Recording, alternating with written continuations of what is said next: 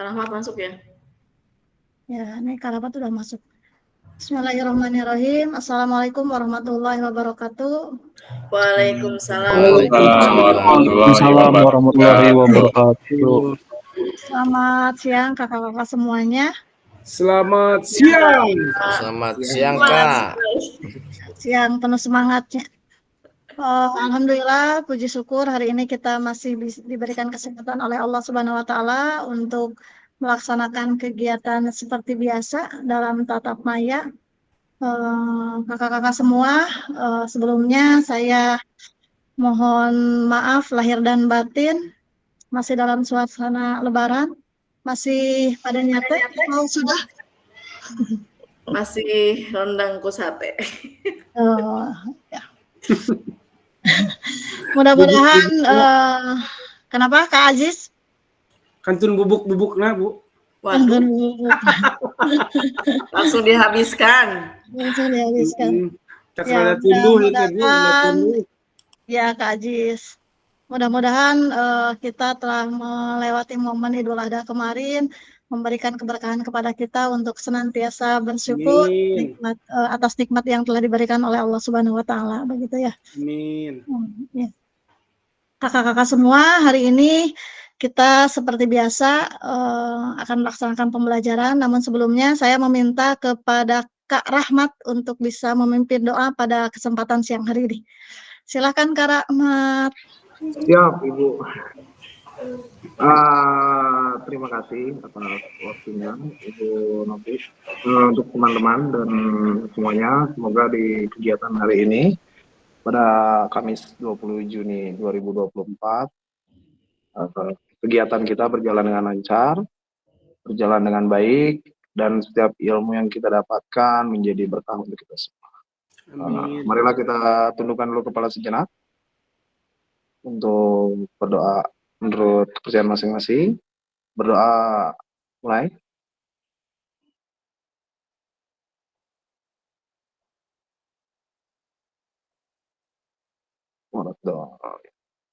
Amin. Cukup. Rekan-rekan.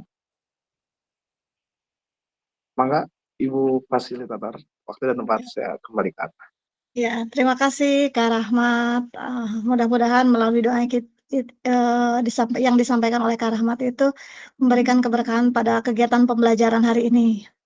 Kakak-kakak semua, sebelum memulai pembelajaran, kita sudah beberapa minggu, sudah ini tatap maya kelima ya? Kelima atau keenam?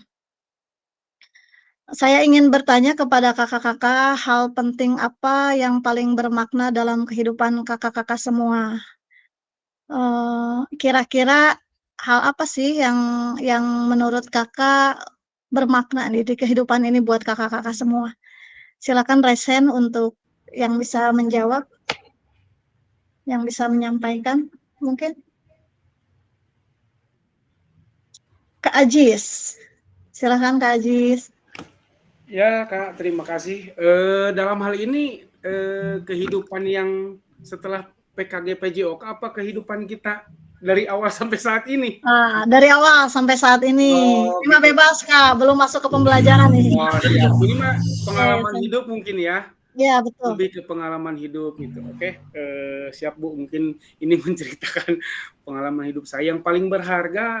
Kalau menurut saya sih hal-hal yang saya temui itu seperti contohnya hal ini, setiap saya kali bertemu dengan rekan baik itu di kerjaan maupun di luar kerjaan, menurut saya itu hal-hal yang paling berharga. Kenapa? Pertama, kita bisa silaturahmi dengan orang lain, bisa memperbanyak saudara juga, itu bisa bertukar pikiran, saling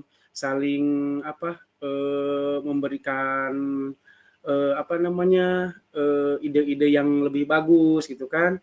Nah, apalagi mungkin sampai saat ini, contoh kemarin saya sudah melewati proses dalam kehidupan saya, khususnya dalam dunia pendidikan, sudah bisa punya kesempatan mengikuti kegiatan CGP. Nah, selanjutnya sekarang PKG.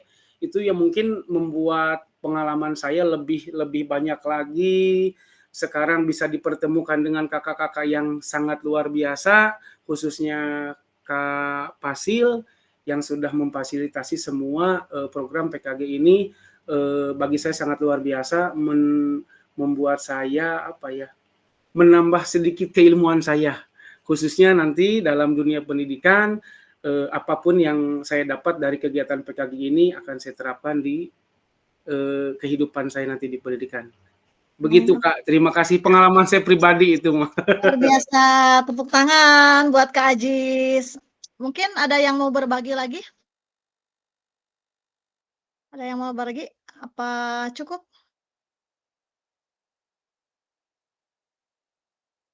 Oke, hanya oh iya, Kak Nurul. Silakan Kak Nurul. Tes suara dulu Kak, takutnya tidak terdengar. Bagus Kak Nurul, Ya, nanti nggak kena tembak. Mungkin kalau saya gitu, hal yang berharga ketika saya dapat beribadah dengan khusyuk Kak. Soalnya kan apapun yang kita lakukan, kita diciptakan oleh Allah itu ya tujuannya untuk beribadah. Jadi kita bekerja, kita mengajar, dan kita beraktivitas seperti ini pun ya kita niatkan semuanya untuk ibadah. Jadi ketika kita niatkan sudah baik, pasti Allah pun akan meridhoi dan memberkahi setiap langkah kita. Seperti itu mungkin Kak. Luar biasa sekali. Tepuk melingkar untuk Kak Nurul. Sangat setuju sekali ya, apapun yang kita lakukan, hal-hal positif yang kita lakukan tentunya harus diniatin ibadah gitu. Jadi tentunya berpahala dan bisa bermanfaat. Oke, kakak-kakak semua, kita masuk ke pembelajaran ya. Saya share screen dulu.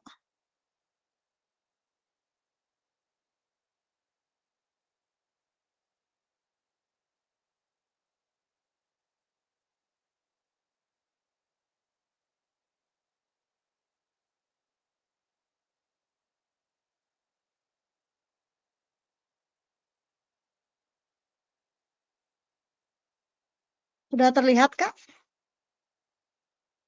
Sudah Kak. Udah Kak.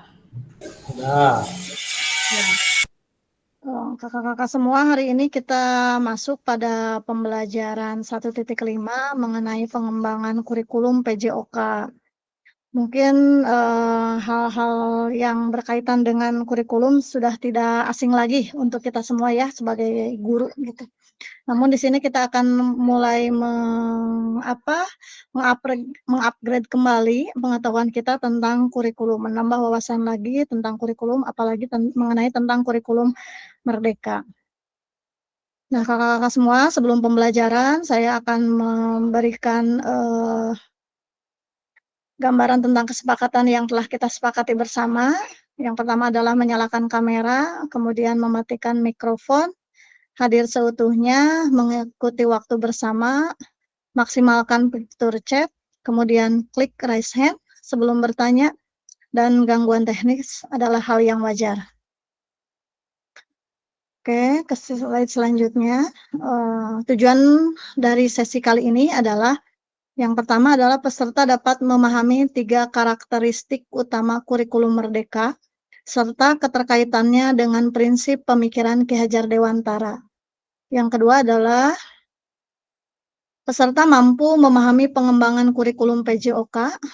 Yang ketiga adalah peserta mampu memahami penyusunan program PJOK yang berkualitas dengan backward design. Nah,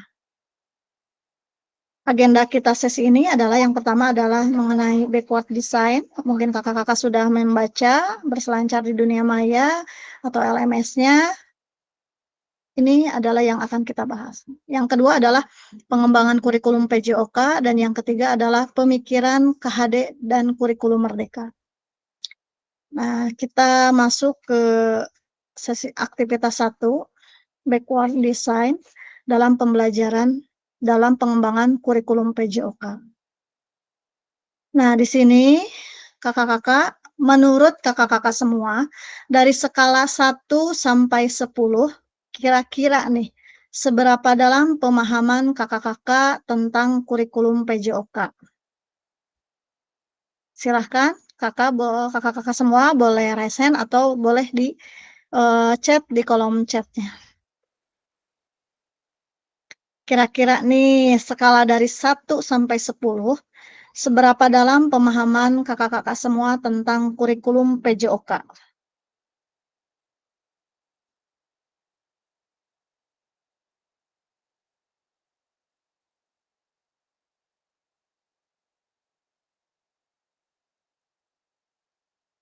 Kak Ineng, 6.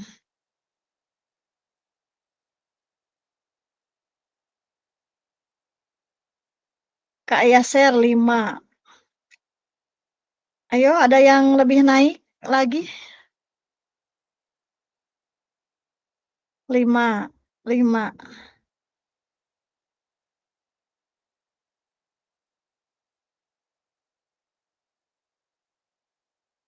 Baru 4 orang ini. Susah mengetik ini ya, angka. Kira-kira di angka berapa nih, Kak? Ayo semangat. Ini nulis angka 1 sampai 10 juga perlu disemangatin. Semangat, semangat. Skala 5 ini jadi skala 5 semua. Kak Abdul sampai 6. Oke. Wah, Kak Arif Rahman. Nih, biar Teh Ineng teratas. Wah, ada nih Kak Ahmad Abdul juga 6. Kak Ahmad sama Kak Abdul. Nih, mau yang ini dulu, terendah dulu nih, Kak Arif Rahman. Kenapa nih Kak Arif nilainya kok 4?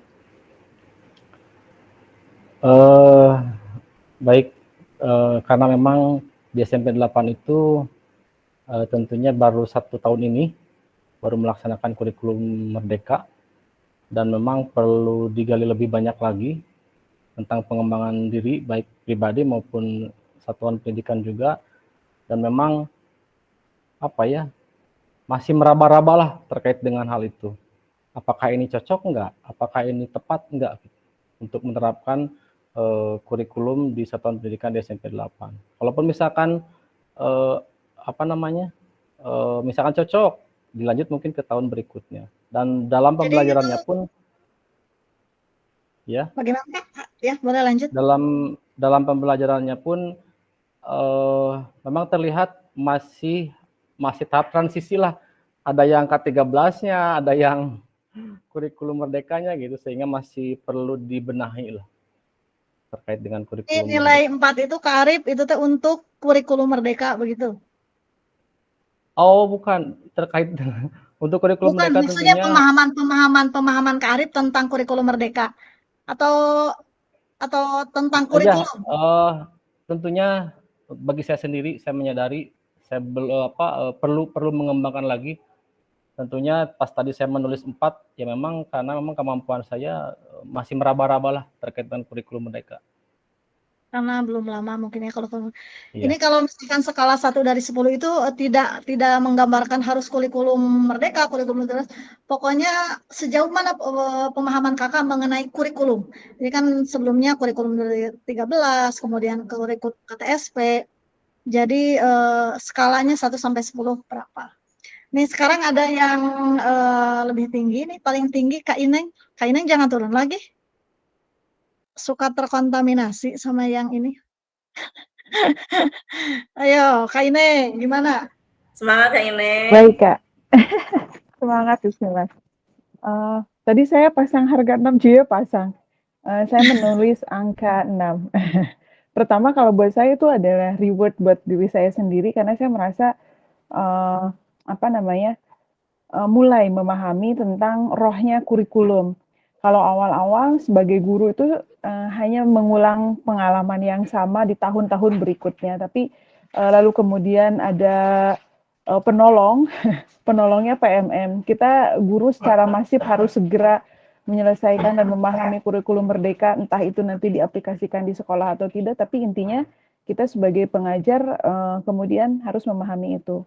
Nah, dari kurikulum itu, dari motivasi itu, akhirnya banyak sekali pencerahan tentang kurikulum merdeka, kemudian setelah itu relate lagi dengan proses pembelajaran diferensiasi, kemudian muncul lagi berikutnya ditambah lagi kita harus menyiapkan asesmen yang seperti apa untuk siswa. Dan kemudian saya sudah mendapatkan sertifikat dari legalisasi itu, saya pikir pemahaman saya untuk terkait dengan kurikulum itu ada di 6. Jadi nggak terlalu pede juga, tapi ada bukti yang mendukung kenapa 6 itu. Begitu sih Kak Kanopi, begitu. Terima kasih. Terima kasih Kak Ina. Sama-sama. Ya sebetulnya kurikulum tuh hal yang tiap tahun kita laksanakan, bahkan dari komponen-komponen kurikulum itu kan memang tiap hari kita gunakan di dalam pembelajaran. Jadi terkadang kalau misalkan nilainya berapa, kita tetap kepercayaan dirinya kadang kita rendah. Tapi kalau misalkan mudah-mudahan setelah melalui pendidikan PKG ini nilainya jadi naik gitu ya. Nih ada Kak Rahmat nilainya 7 nih. Oke Kak Rahmat, silahkan.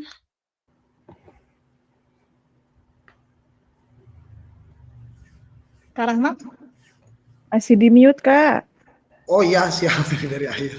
Siap, terima kasih Kak Novi. Ya. Jadi tadi skala ya Ibu ya, ini kalau melihat menurut Bapak Ibu skala 1 sampai 7. Karena kebetulan di SD itu sudah, kalau untuk kurikulum PJOK sih tidak terlalu ya, akhirnya rate-nya di 7 gitu Bu. Tapi kalau untuk kurikulum sekolah kebetulan saya kurikulum sekolah juga gitu Bu. Jadi secara basic mungkin bisa percaya diri gitu terkait kurikulum karena hampir 7 tahun mungkin megang kurikulum dan membantu terkait kurikulum kota juga gitu Bu. Seperti itu. Tapi kalau untuk PJOK mungkin hal baru buat saya terkait kurikulum PJOK, ternyata memang landasannya banyak sekali ya Ibu ya, melihat dari modul gitu, dari mulai penguatan, terus isu-isu olahraga gitu ya. Terus saya juga mendengar DBON gitu ya, Desain Besar Olahraga Nasional gitu, yang dimana tertarik ikut PKG pun karena ada DBON, dimana pada saat kegiatan Igornas waktu raker di Jabar gitu Bu, itu sudah dibahas oleh PP 10, pengurus pusat 10 di kementerian terkait, dan itu harus masuk ke kurikulum. Kebetulan saya membantu juga gitu di Kota Cimahi terkait kurikulum olahraga begitu Bu Novi. Jadi DBON tertarik banget, makanya sampai sekarang masih melihat terkait desain besar olahraga nasional karena sudah dibahas gitu Bu, sudah mulai dibahas, dan buat saya hal positif buat guru-guru olahraga. Seperti itu Bu Novi, terima kasih. Sama. Jadi kalau Kak Rahmat udah berkecimpung di dunia perkurikuluman, harusnya nilainya enggak segitu, nilainya 9 Kak Rahmat. Kurikulum PJOK mah kayaknya baru. Ini sebetulnya kurikulum itu sebagai pedoman kita, sebagai dasar dalam mencapai tujuan. Pada intinya semuanya sama sih ya. Tujuannya adalah untuk mencapai tujuan pembelajaran. Hanya saja kurikulum menjadi sebuah pedoman untuk kita. Nah, kakak-kakak semua lanjut ke pertanyaan selanjutnya. Apa tujuan dari adanya pembelajaran PJOK di sekolah? Menurut kakak-kakak semua, kira-kira apa sih tujuan dari adanya pembelajaran PJOK di sekolah?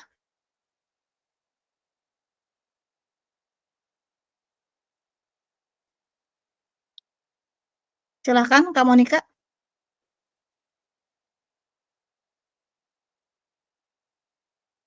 Terima kasih Kak. Kalau menurut saya, apa tujuan adanya pelajaran PJOK di sekolah itu untuk melihat atau mengetahui sejauh mana tingkat kemampuan peserta didik, terus kita bisa mengarahkan di mana minat dan bakat peserta didik itu sendiri. Terima kasih Kak. Ya, sama-sama Kak Monika, betul sekali. Itu salah satu menjadi tujuan pembelajaran PJOK. Mungkin dari yang lain, silakan. Kak Adri mungkin?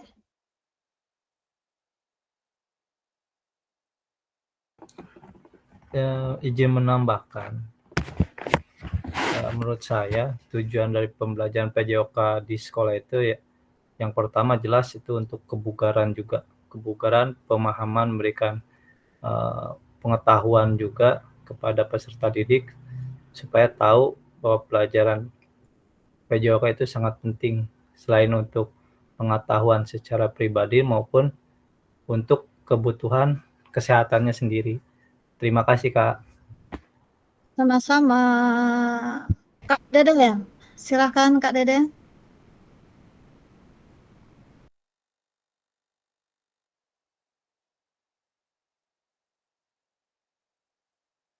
Kak Dede? Ya Kak, saya Kak. Ya. Ya. Menurut saya mah untuk ini Kak, menyehatkan anak salah satunya, kan terkadang sekarang ya anak-anak pada main HP aja Kak ya. Kalau misalkan di sekolah itu tidak ada guru PJOK tuh gimana gitu Kak. Hambar. Ya, Hampa. jadi banyak permainan lah intinya mah, permainan yang menyehatkan lah intinya Kak. Jadi ada aktivitas gerak mungkin begitu ya Kak ya? Ya gitu Kak. Ya, kalau main HP kan biasanya duduk aja gitu. Jadi dengan adanya pembelajaran PJOK anak aktif untuk belajar bergerak dan bergerak untuk belajar. Nah itu Kak. Mungkin ada tambahan dari yang lainnya, silahkan. Atau di fitur chat.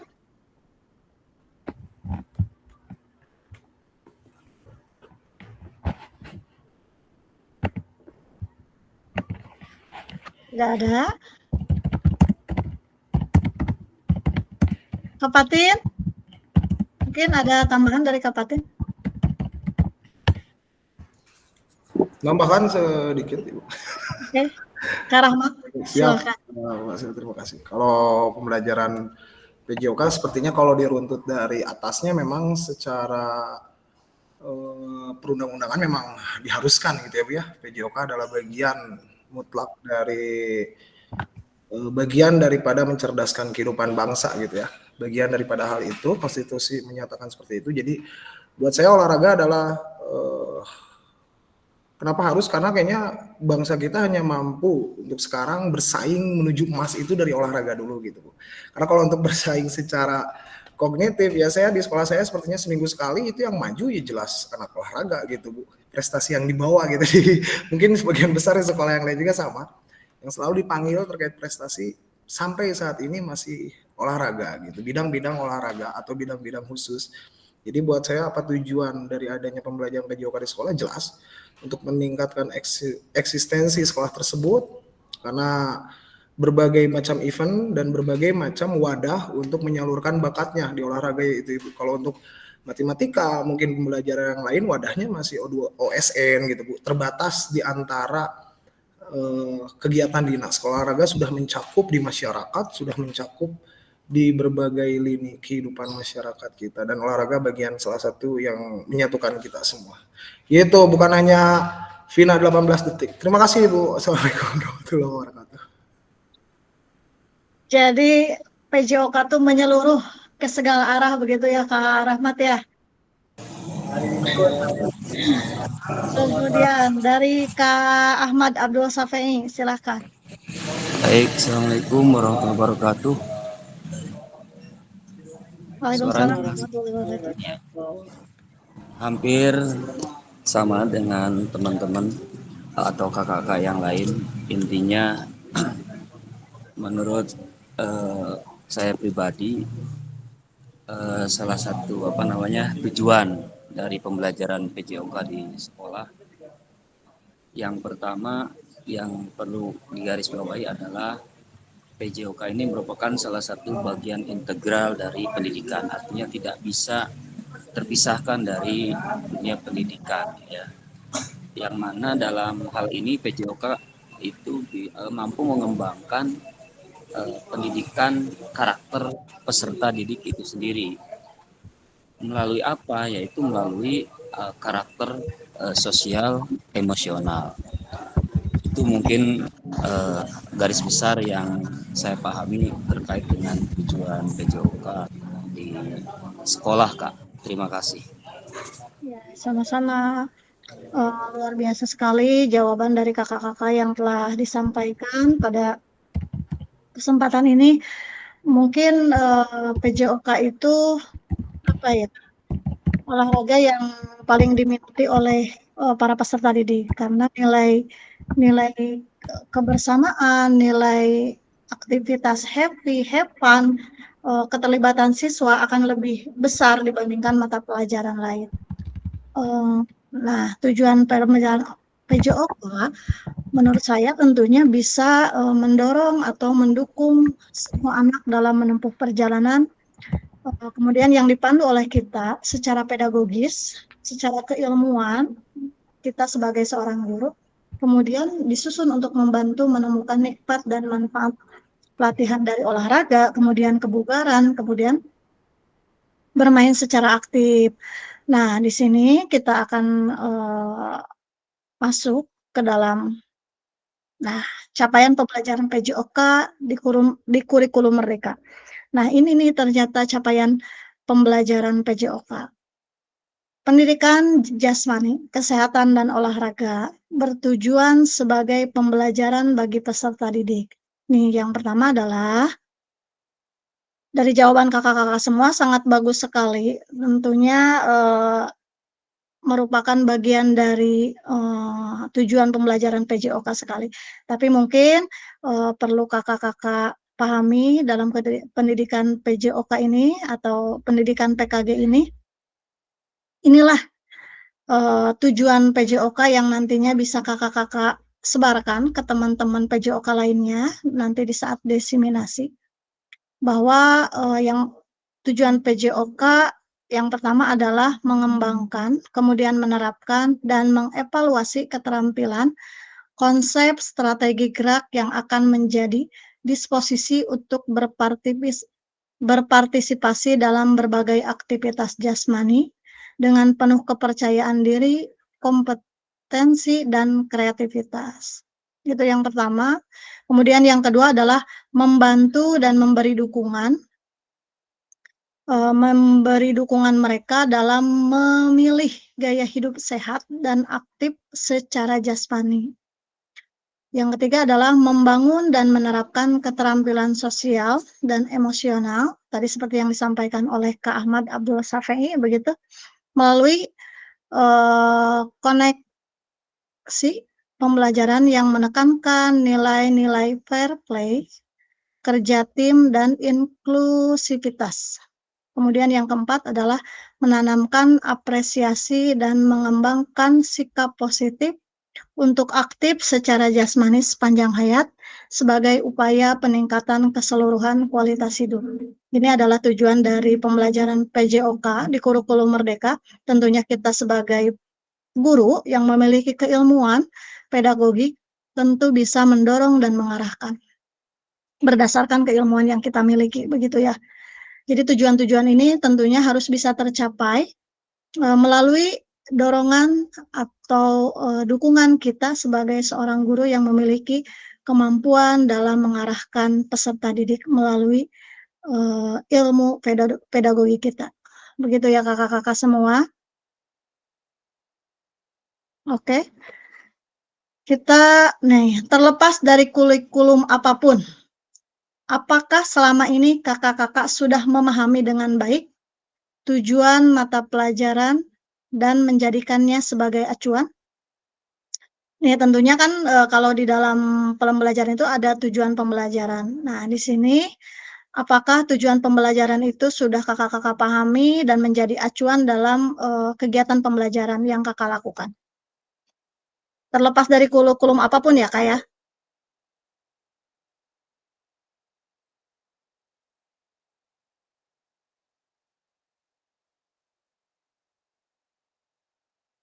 Oh, sudah. Nah, tujuan yang tadi ya, jadi oke, sudah. Kak Aji sudah. Kemudian Kak Monika sudah. Sudah. Iya. Nah, capaian pembelajaran tadi sudah kita pahami. Kemudian, tujuan dari pembelajaran PJOK tadi yang ada di kurikulum, setiap kurikulum tentunya menjadi acuan kita dalam melaksanakan kegiatan pembelajaran di sekolah. Alhamdulillah nih semua jawabannya kayaknya sudah nih. Mungkin ada yang mau berpendapat mengenai ini?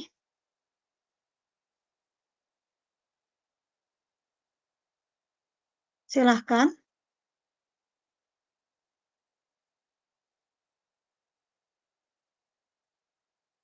Kak Fatin?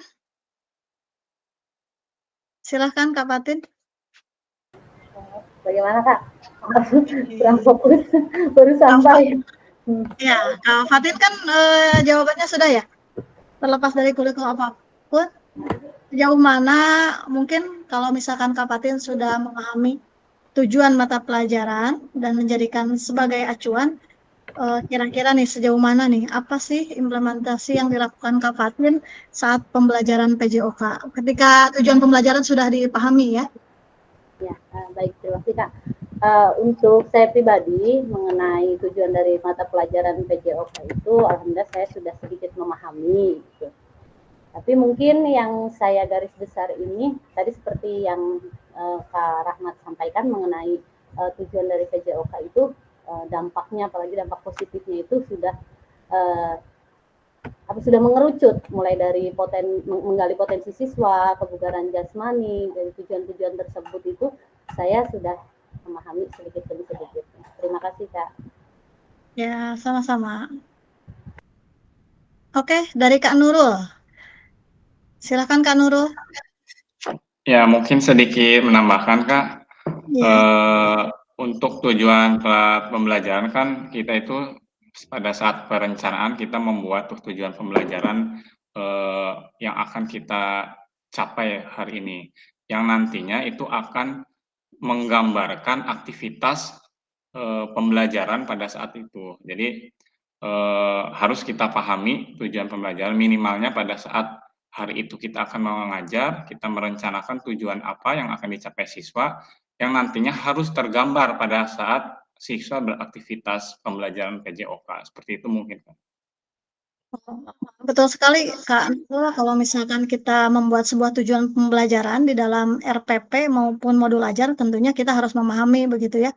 Karena memang arah asesmen atau kegiatan pembelajarannya pun akan jelas ketika tujuan pembelajaran kita pahami.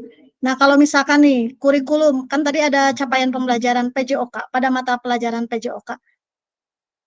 Kak Nurul sudah memahami atau belum yang tadi saya sampaikan? Nah, seperti di sini.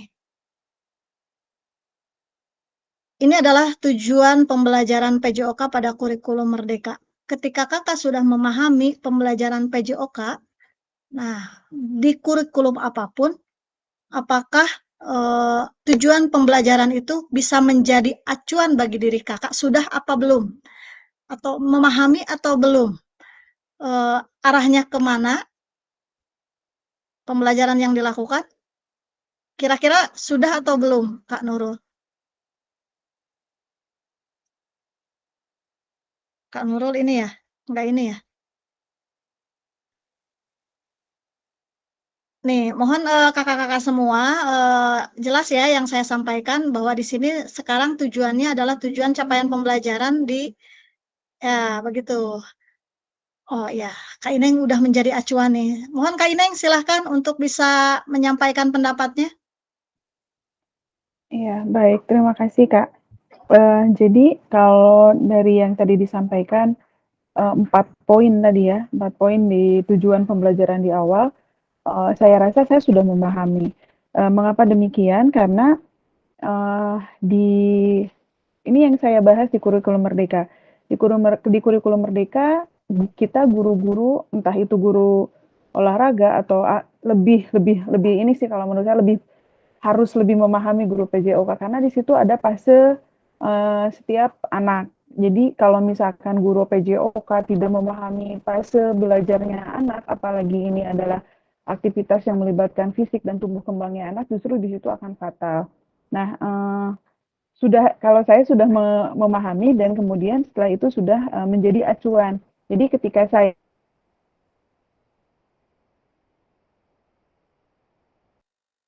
fase yang ada di jenjang atau fase usia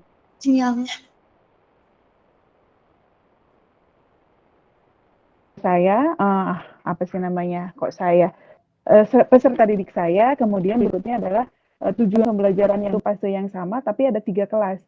Jadi jangan sampai nanti ada bentuk pengulangan materi atau tujuan yang sama di kelas 8 dan di kelas 9. Jadi ketika di kelas 7 kita sudah menempatkan tujuan yang satu misalkan untuk memberikan pemahaman kepada anak-anak tentang permainan olahraga besar di sepak bola. Nah, nanti di kelas 8 tinggal penguatan, di kelas 9 itu mungkin lebih ke fase yang lainnya. Jadi startnya itu adalah kita melihat fase terlebih dahulu, dan itu sangat menjadi acuan. Kalau kita tidak mengacu ke situ, mungkin boleh jadi ada pengulangan materi, bahkan nanti akan cenderung membosankan di pelajaran PJOK.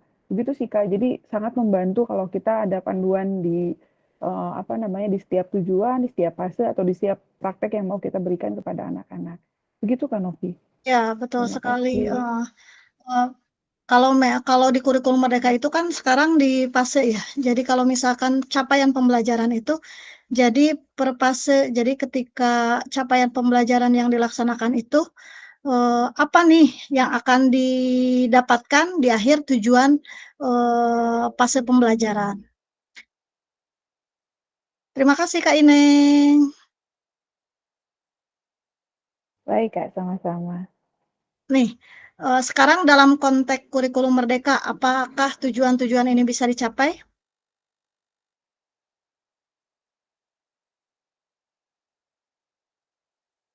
Kira-kira dari capaian tujuan. Tadi Kak Ineng sudah mungkin ya, jawaban dari Kak Ineng sudah, karena memang melalui capaian pembelajaran itu kita bisa melaksanakan kegiatan pembelajaran berdasarkan capaian pembelajaran tadi. Jadi sebetulnya tujuan capaian pembelajaran itu sudah diatur oleh pemerintah, sudah dibuat oleh pemerintah melalui dokumen kurikulum Merdeka. Jadi kita sebagai seorang guru hanya membagi-bagi kembali kepada tujuan pembelajaran kecil seperti di RPP atau modul ajar. Nah, jadi untuk mencapai tujuan pada akhir fase tersebut begitu. Nah, kira-kira menurut Kakak sekarang mungkin ada yang berpendapat satu orang, kira-kira konteks kurikulum Merdeka ini apakah tujuan-tujuan ini bisa dicapai? Kalau Kak Ineng mungkin tadi sudah ya. Kira-kira adakah tidak akan tercapai gitu mungkin? Pasti tercapai, Bu. Tercapai semua ya. Asal mengikuti alur, insya Allah pasti tercapai ya semua. Kak Rahmat Prasetyo, silahkan Kak Rahmat. Siap, terima kasih Bu. Kalau melihat dalam konteks kurikulum Merdeka kan sebenarnya pembaruan dari kurikulum 13 ya, di mana kurikulum 13 ada memahami dan mampu gitu ya Bu ya. Memang dibelahnya di situ. Kalau PJOK itu siswa memahami dan siswa mampu di kurikulum 13. Kalau di kurikulum Merdeka atau Kurnas mungkin ya, nanti akan berubah lagi ke Kurnas, siswa mencapai gitu ya Bu ya. Tapi pandangan saya PJOK itu sudah lebih dahulu gitu Bu, di mana anak harus mengimplementasikan setiap gerakannya secara langsung gitu Bu. Keilmuan yang kita berikan itu langsung dipraktekkan, di mana mungkin itu jadi acuan buat pelajaran yang lain juga. Setiap pembelajaran di dalam kelas harus ada buktinya, mungkin ada kepanen karya ya Bu ya, hasil karya seperti itu. Terus ketambah dengan outing kelas gitu ya, outing kelas yang ramai gitu ya Bu ya. Sekarang di mana-mana outing gitu ya, jalan-jalan. Kalau kita udah outing gitu Bu, di mana sudah main ke kolam gitu ya, kalau olahraga tuh sudah berangkat atau 2 SN, sudah pergi kemana-mana berbagai hal. Sudah terlihat produknya. Iya.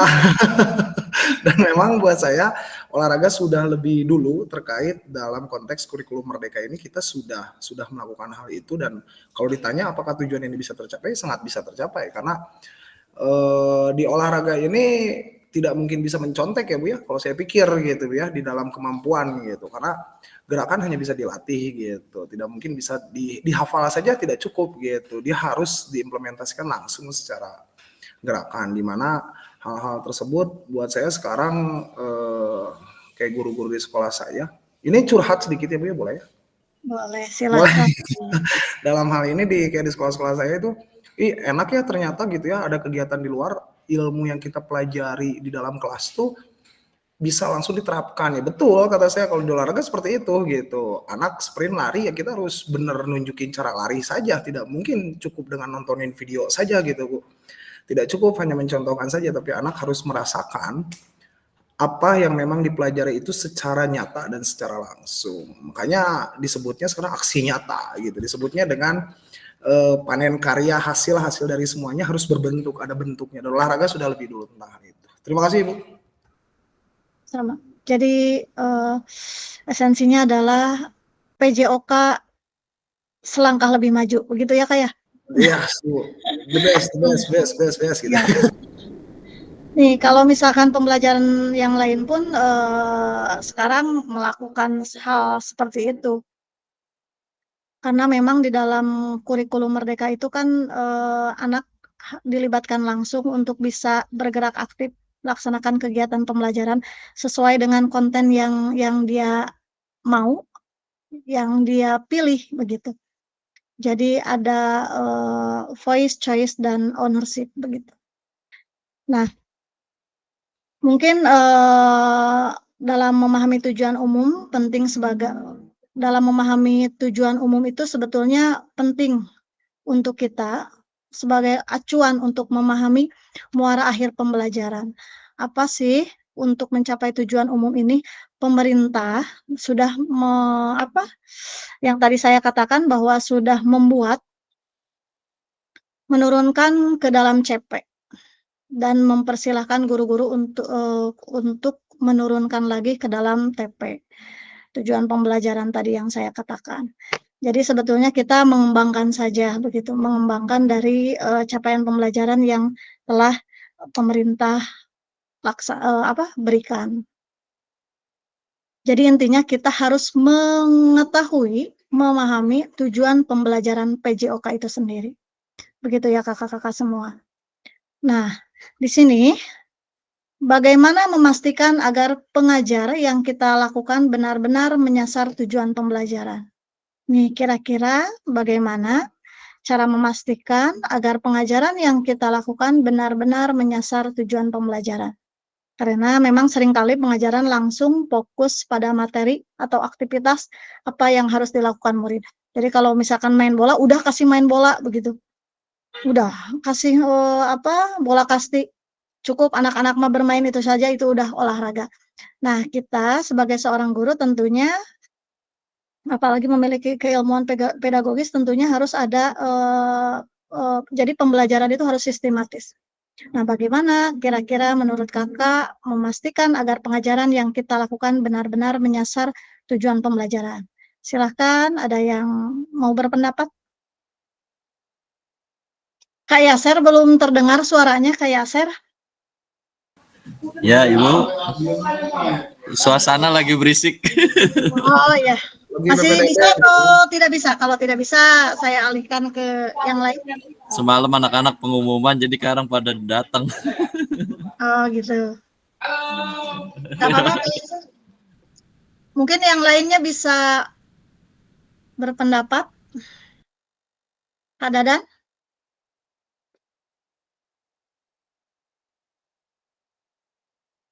Kak Dadan Rahmat, silahkan.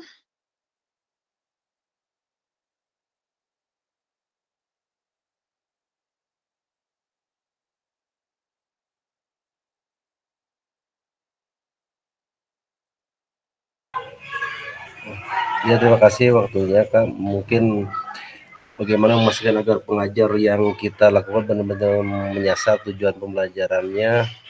Mungkin kita harus tersusun dulu untuk materi apa yang kita sampaikan kepada peserta didik dan apa tujuan pembelajaran yang kita mau lakukan kepada peserta didik, mungkin gitu Bu. Jadi bagaimana memastikan apa Kak? Memastikan? Jangan kita lakukan menyasar.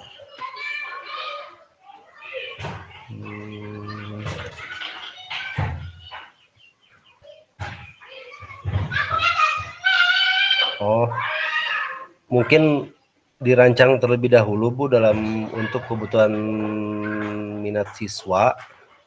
serta tujuan dari pembelajaran tersebut mungkin mencangkup aktivitas fisik anak tersebut, misalkan gitu Bu.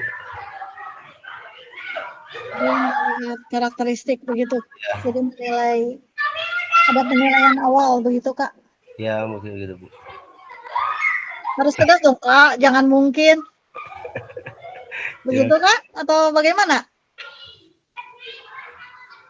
Ya, seperti itu mungkin ya. Oke, dari Kak ini, yang biasa saya lakukan adalah analisis dari tujuan pembelajaran itu sendiri, lalu menentukan prasyarat gerak siswa.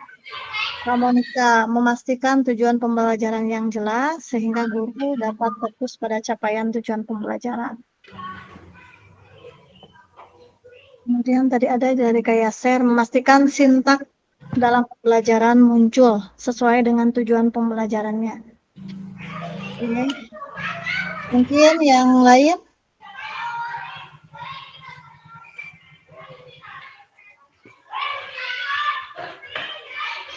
Memastikan tujuan pembelajaran yang jelas sehingga guru dapat fokus pada capaian tujuan. Oke, Kak Monica. Ya, gimana Kak? Bisa dijelaskan? Terima kasih Kak kesempatannya. Tadi kan ke Anovi juga sudah dijelaskan. Seluruh apa ya? Dadan masih dinyalain speakernya, jadi nggak kedengeran Lagi Kak Dadan Rahmat. Kak, lagi berisik banget di sininya. Oh, lagi ada kegiatan wisuda.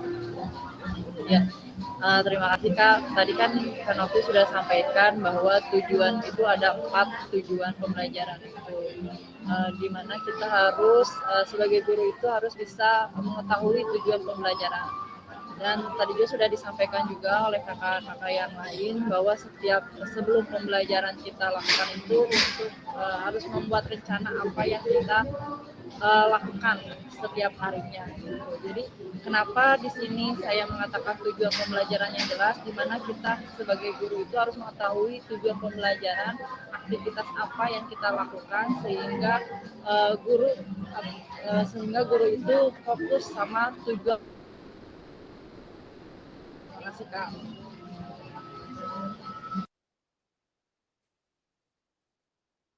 Oke, Kak Monica, terima kasih atas pendapatnya, namun terdengar kurang jelas barusan. Kita ke Kak Nia.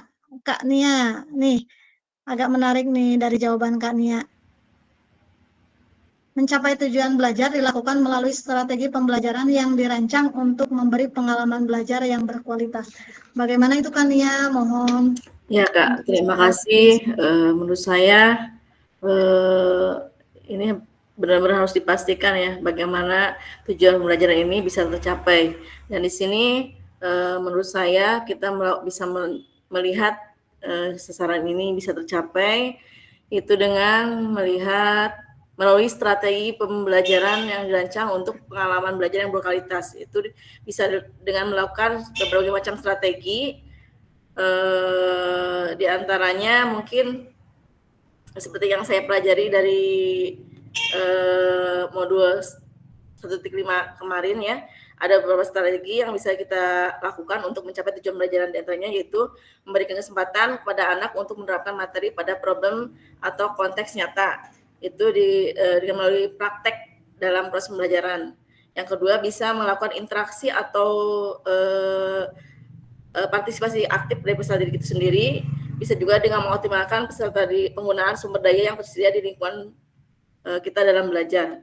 Bisa juga menggunakan perangkat teknologi informasi dan komunikasi. Itu Kak yang saya pelajari dari modul 1.5. Terima kasih Kak. Assalamualaikum. Waalaikumsalam warahmatullahi wabarakatuh. Jadi ketika kita ingin memastikan pengajaran yang kita lakukan benar-benar menyasar tujuan pembelajaran, berarti ketika tujuan pembelajaran itu sudah bisa kita pastikan, berarti harus ada strategi pembelajaran yang kita lakukan. Melalui tadi apa yang disampaikan oleh Kania tuh, strateginya, atau rancangannya tentunya tersusun dengan secara sistematis begitu. Nah, di sini kita dalam merancang pembelajaran nih ada proses backward design dalam pengembangan kurikulum secara umum melalui 3 tahap. Sudah kakak-kakak semua membaca ini di LMS-nya? Tadi itu baru siang saya baru 7 orang yang membaca nih, yang membaca di modul. Jadi dimohon, jadi setiap modulnya tuh tidak ada, misalkan 19 kan kita awalnya 19, kemudian keluar jadi 17, jadi tidak full, jadi tidak 17 orangnya gitu melihat. Dari masing-masing modul teh ada 7 orang, ada 9 orang, ada 10 orang. Jadi saya harapkan nanti kakak-kakak semua bisa belajar kembali di LMS-nya, karena ketika kita membahas ini kan tidak aneh lagi, jadi cukup menguatkan pemahaman kakak-kakak semua saja. Kemudian nanti ketika kakak-kakak semua akan mendiseminasikan tentang ini PKG PJOK ini ke teman-teman nanti di kabupaten kakak masing-masing, kakak sudah tidak harus membaca-baca terus ulang karena memang sudah belajar sebelumnya dan menguatkan pemahamannya di sesi tatap maya sekarang ini begitu. Jadi kalaupun baca-baca hanya mengulas kembali begitu ya. Mungkin seperti itu ya masukannya kakak-kakak semua. Mohon untuk aktif ya kakak-kakak semua, boleh di kolom chatnya, jangan yang itu-itu aja. Ya, jadi yang ini mohon ikut aktif juga. Nih, yang pertama adalah mengidentifikasi capaian pembelajaran. Nah, kemudian tahapannya ya, backward design itu ada 3 tahapan. Yang pertama adalah mengidentifikasi capaian pembelajaran, kemudian menentukan metode penilaian, dan yang ketiga adalah merencanakan pengalaman belajar dan strategi pembelajaran. Nih kakak-kakak semua dalam mengidentifikasi capaian pembelajaran nih pada tahap ini kakak-kakak melibatkan penentuan pengetahuan, kemudian pemahaman, kemudian keterampilan apa yang harus dikuasai oleh murid di akhir suatu fase begitu. Nih, kemudian capaian pembelajaran itu harus jelas, kemudian harus terukur dengan standar atau tujuan pendidikan. Nah, di kurikulum Merdeka ini tadi saya sudah katakan bahwa pemerintah itu sudah merumuskan melalui dokumen kurikulum Merdeka. Nah, tugas-tugas kakak semua sebagai seorang guru adalah bagaimana tujuan pembelajaran ini menjadi tujuan-tujuan kecil, menjadi sebuah anak tangga yang bisa kakak-kakak lakukan untuk menuju tujuan capaian pembelajaran dalam satu fase. Nah, kemudian yang kedua adalah menentukan metode penilaian. Jadi kakak-kakak di sini pada tahap ini menentukan penilaian atau metode pengumpulan bukti yang menunjukkan apakah murid telah mencapai tujuan pembelajaran tersebut atau tidak, atau murid sudah mencapai capaian tujuan pembelajaran tersebut atau tidak. Nah, kemudian kakak-kakak nantinya akan mendapatkan modul ini mengenai tentang asesmen di tahap modul selanjutnya khusus untuk penilaian. Jadi tentunya metode penilaian ini harus kakak-kakak kuasai. Yang ketiga adalah merencanakan pengalaman belajar dan strategi pembelajaran. Nih, pada tahap akhir, karena memang ada 3, ini adalah tahap akhir, kakak-kakak merencanakan metode mengajar apa yang kira-kira paling sesuai. Kemudian konten apa yang diminati oleh murid, kemudian bagaimana aktivitas ditentukan untuk memfasilitasi keterlibatan pembelajaran mereka. Begitu ya kakak-kakak semua. Nanti di modul selanjutnya, pertemuan selanjutnya kita akan membahas backward design ini lebih dalam lagi. Ini adalah sedikit hal yang perlu kakak-kakak ketahui. Nih, di sini pesan kuncinya adalah bahwa backward design ini adalah merupakan proses sistematis yang memastikan kesesuaian kurikulum dengan capaian pembelajaran yang diinginkan. Backward design juga pada akhirnya membantu guru menyelaraskan antara tujuan, kemudian langkah pembelajaran dan penilaiannya. Jadi kalau backward design itu justru mundur ke belakang. Jadi ketika kita udah tahu tujuan pembelajaran, kan kalau di RPP itu tujuan pembelajaran, kemudian apa coba Kak langkah-langkahnya kalau di dalam RPP atau modul ajar itu?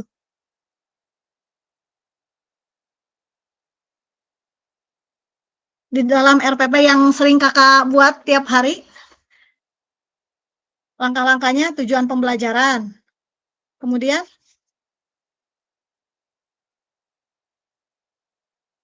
oke, identitas.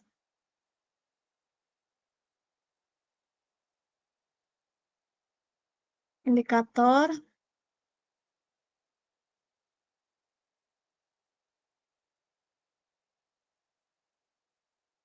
Nah, nih.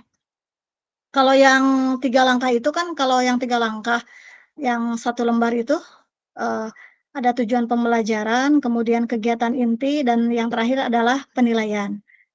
Ya seperti itu enggak? Sama atau tidak? Coba Kakak-kakak.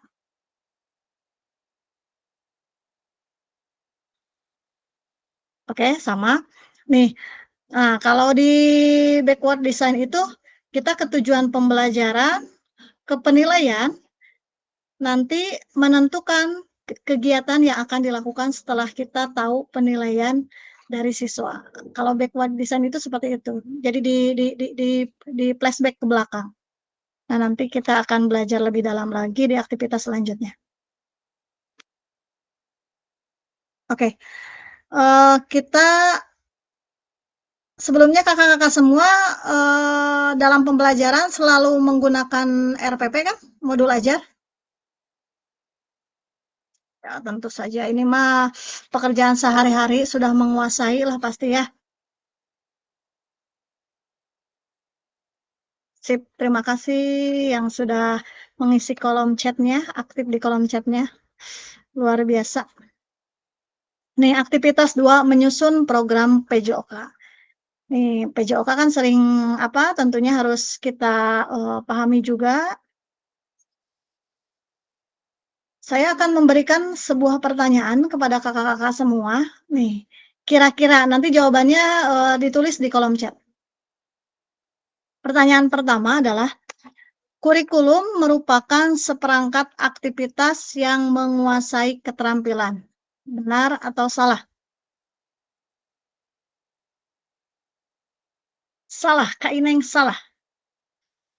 Kurikulum merupakan seperangkat aktivitas untuk menguasai keterampilan. Salah, Kak Monika salah.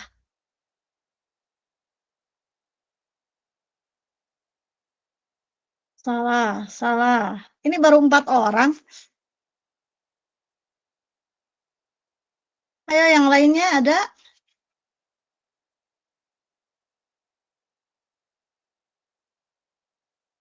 Oke, salah, salah, salah. Oh, di saya terlambat nih.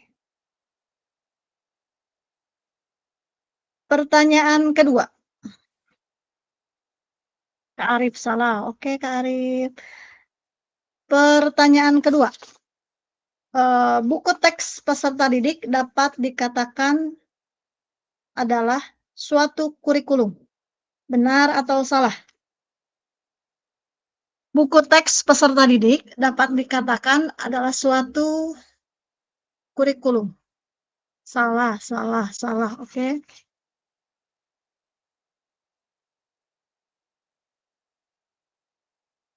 Belum tepat. Berarti masih ada-ada gitu ya. Kak Ahmad Sofei coba mohon dijelaskan kalau belum tepat berarti ada benarnya. Buku penunjang Ya, pembelajaran. mungkin itu bagian dari salah satu saja, Kak. Bagian. Kalau kata Kak Yaser, perangkat pembelajaran mungkin ya? Bagian yang mendukung kurikulum, tapi bukan kurikulum, begitu ya Kak ya? Sependapat semua? Betul.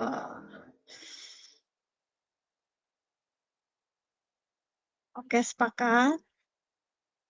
Kemudian yang ketiga, kurikulum adalah suatu standar untuk mengetahui apa yang peserta didik harus pelajari meliputi keterampilan, pengetahuan, dan sikap. Benar atau salah? Benar. Kurikulum adalah suatu standar untuk mengetahui apa yang peserta didik harus pelajari meliputi keterampilan, pengetahuan, dan sikap. Benar. Wih. Saya kasih tepuk tangan yang banyak untuk guru-guru hebat ini. Luar biasa. Sudah tidak bisa diragukan lagi ini Kak.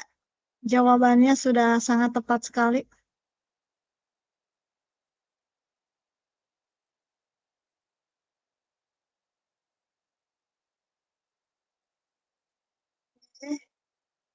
Nah, ini adalah dari jawaban pertanyaan-pertanyaan tadi.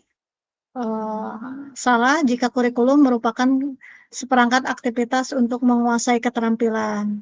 Kemudian salah jika buku teks peserta didik dapat dikatakan adalah suatu kurikulum.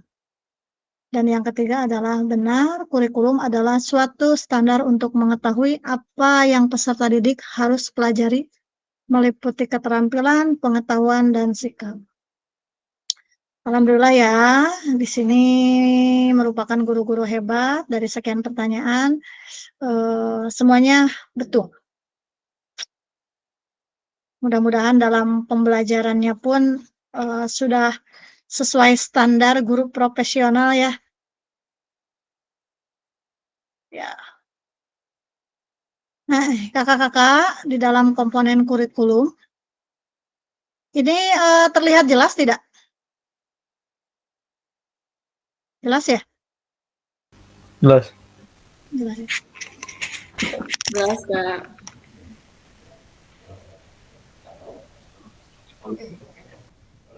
Komponen kurikulum pada satuan pendidikan pelaksanaan kurikulum Merdeka.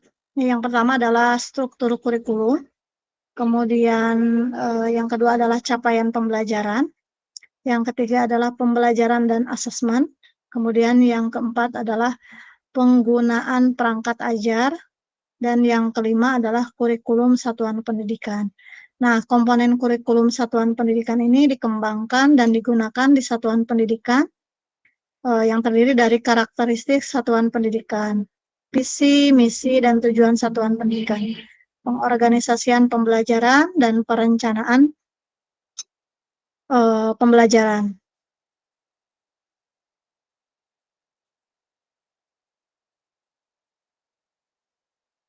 Nih, mengapa kurikulum operasional berbeda antara satuan pendidikan? Agar bermakna, kurikulum operasional satuan pendidikan dikembangkan sesuai dengan konteks dan kebutuhan peserta didik dan satuan pendidikannya. Ini bisa menjadi kabar gembira bagi kakak-kakak semua karena dapat menyusun program yang relevan dengan kultur gerak di mana peserta didik tinggal. Jadi sekarang itu kakak-kakak kurikulum itu bisa dibuat berdasarkan kultur yang ada di lingkungan sekolah. Jadi kalaupun sekolah kalau misalkan dulu itu kadang harus disesuaikan dengan kurikulum yang dibuat oleh pemerintah. Namun melalui kurikulum Merdeka ini kita diberikan keleluasaan untuk membuat sebuah kurikulum berdasarkan prospek yang ada di lingkungan sekitar. Apakah itu misalkan kalau lingkungannya perkebunan, berarti anak itu pembelajaran atau tujuan pembelajarannya disesuaikan. Kemudian keagamaan atau seperti hal yang lainnya. begitu. Jadi kakak-kakak semua bisa menyesuaikan lah begitu ya di satuan pendidikannya masing-masing. Oke, mari bercerita pada saat kakak-kakak menyusun kurikulum PJOK. Pernah kan kakak-kakak semua menyusun kurikulum PJOK? Pernah tidak? Nih, untuk Kak Rahmat mah insya Allah ya Kak. Suhu. Sudah suhu. Insya Allah, Nilainya Bu. sudah tinggi. Apalagi Iya. renang, Bu, kurikulum renang. Oh iya. Nih, bagaimana kakak-kakak selama ini merancang program PJOK sebagai bagian dari pengembangan kurikulum mata pelajaran PJOK? Silakan.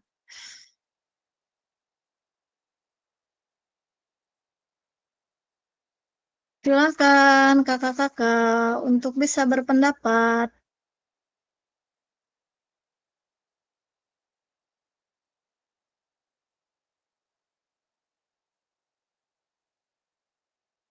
Kayaknya ini tuh sebetulnya kurikulum itu hal yang sering kita lakukan, kemudian yang sering kita pelajari di merupakan pekerjaan kita lah sehari-hari. Tapi ketika saya membedakan atau merefleksikan pembelajaran kakak-kakak di modul 1, 2, 3, 4, kayaknya ini yang paling membingungkan. Jadi ketika berpendapat, ini nih harus mikir dulu nih saya nih, gitu. Jadi sayanya harus nyomot-nyomot dulu nih. Ah, oke, Kak Ineng lagi.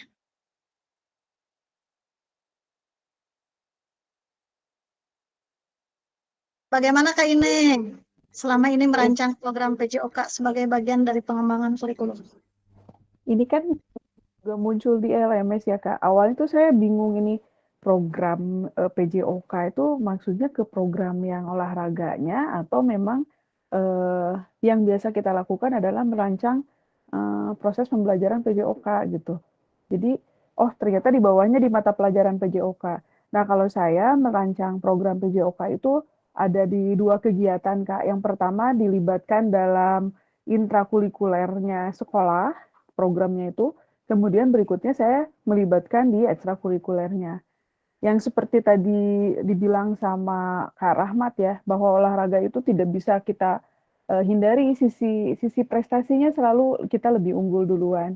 Nah, bagaimana program ini bisa terintegrasi dalam mata pelajaran olahraga dan supaya pelajaran olahraganya itu rohnya nggak hilang. Jadi ya dikuatkannya satu adalah di kegiatan ekstrakurikuler programnya itu, dan kemudian kegiatan berikutnya adalah intrakurikuler yang dimana semua anak mau tidak mau harus mengikuti. Contohnya senam irama, senam sehat yang di sekolah itu saya buatkan programnya itu di intrakurikuler sekolah. Nah, itu integrasi di mata pelajarannya pun ada gitu. Kemudian berikutnya adalah untuk di sisi menunjang prestasinya atau siswi-siswa kita yang memiliki kecerdasan.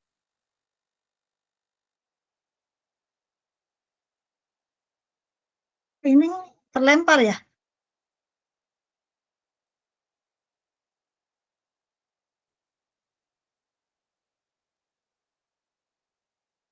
Ulang suaranya. Kak Ineng terlempar? Masih ada atau terlempar ini? Terlempar, Kak. Terlempar ya? Terlempar. Saya masih ada, Kak. Saya masih ada ini. Iya. Silakan Kak. Jadi ya karena dua perangkat, 2 server, jadi yang servernya agak error, satunya masih terselamatkan tapi cuma nggak ini aja. Nah, jadi program sekolah tuh intinya aja Kak. Program sekolah yang saya buat supaya terintegrasi di mata pelajaran, saya buatkan untuk intrakurikulernya dan saya buatkan juga di ekstrakurikulernya gitu. Untuk nanti satu sama lain proses pembelajaran dan kapasitas untuk berprestasi di olahraganya pun tetap akan muncul di pelajaran PJOK begitu. Itu aja sih Kak, terima kasih. Ya, sama-sama. Luar biasa Kak Ineng. Kasih tepuk melingkar untuk Kak Ineng. Nih, kakak-kakak semua. Oh, Kak Arif dulu. Silakan Kak Arif. Baik Kak, terima kasih.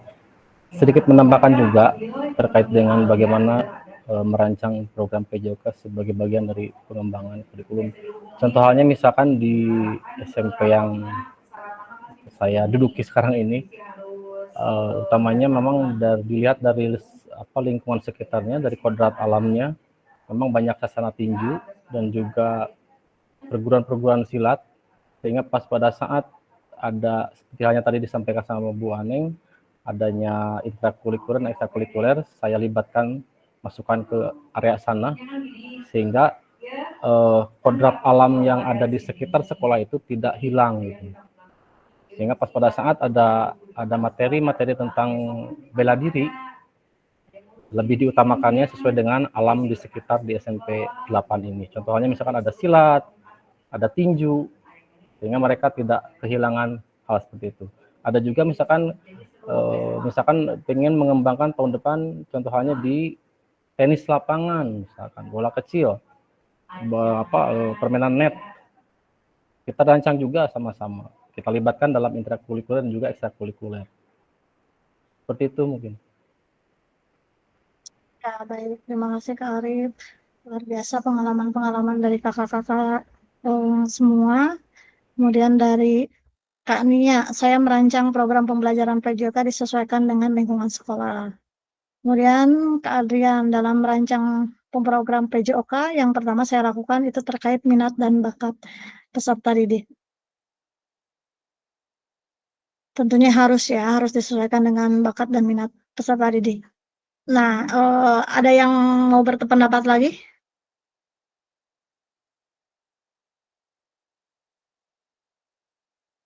Nih, kakak-kakak semua, dalam merancang program PJOK sebagai dari pengembangan kurikulum mata pembelajaran PJOK itu bisa dalam bentuk program tahunan, program semester, itu bisa kita lakukan. Kemudian tadi yang Kak Ineng katakan, program ekstrakurikuler, itu kan bagian dari pengembangan kurikulum mata pelajaran PJOK. Kemudian adanya integrasi antara kegiatan intrakurikuler dengan ekstrakurikuler. Bagusnya seperti itu. Jadi kalau misalkan ketika memiliki anak yang lebih kemampuannya bisa diarahkan melalui ekstrakurikuler olahraga.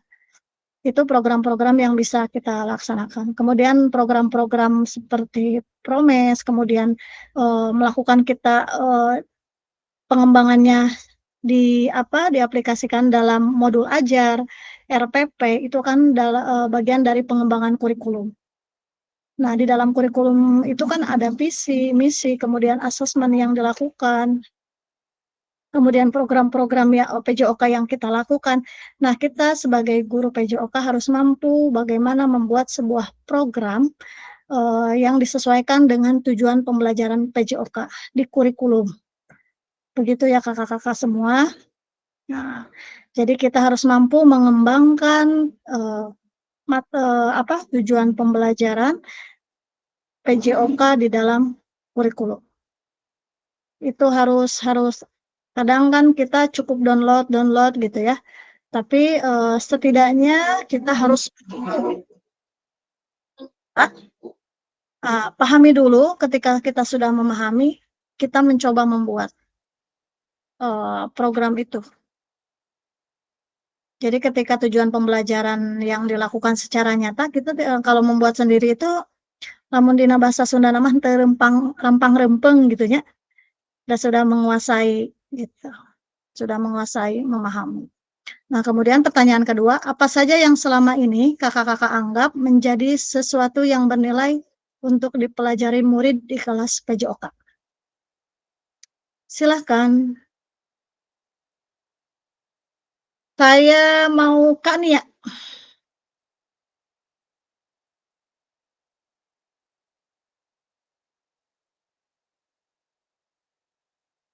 Kak Nia?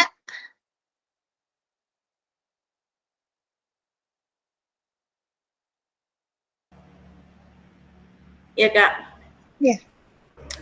Apa saja yang selama ini Bapak dan Ibu anggap menjadi sesuatu yang bernilai untuk dipelajari murid di kelas PJOK? Kalau menurut saya sih segala sesuatu yang kita berikan kepada materi apapun yang kita berikan kepada siswa itu merupakan suatu yang bernilai yang harus dipelajari oleh siswa itu sendiri, karena ini sangat penting bagi mereka untuk nantinya bisa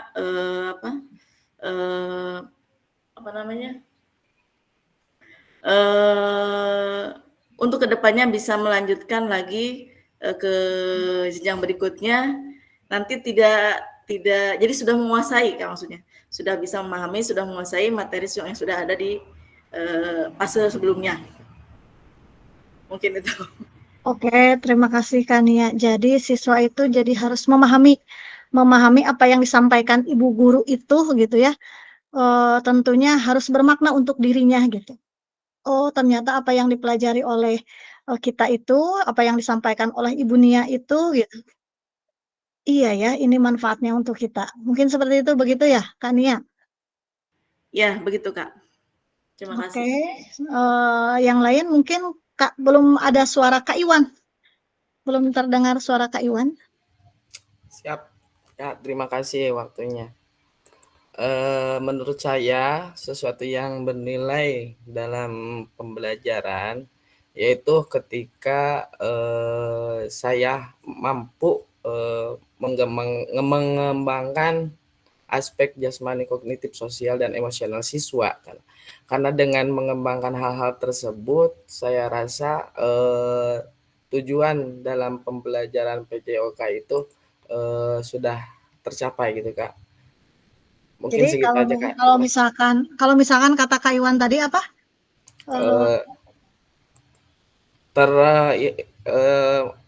Kemampuan untuk mengembangkan aspek jasmaninya, kognitifnya, sosialnya gitu. Jadi sudah terpenuhi semuanya. Itu merupakan sesuatu yang bernilai bagi saya Kak, gitu Kak. Bagi saya atau bagi muridnya Kak? Ya Pak, bagi muridnya mungkin Kak. Jadi ketika dalam pembelajaran PJOK itu aspek apa tadi keterampilan, pengetahuan gitu ya, sosialnya itu ketika murid sudah dapat memahami nilai-nilai itu adalah dianggap menjadi sesuatu yang bernilai bagi murid itu sendiri, begitu. Luar biasa. Terima kasih Kak. Oke, sekarang dari Kak Muhammad Dwi Putro.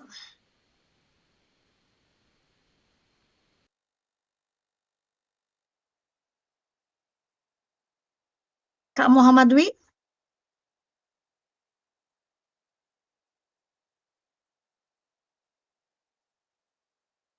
Oke, saya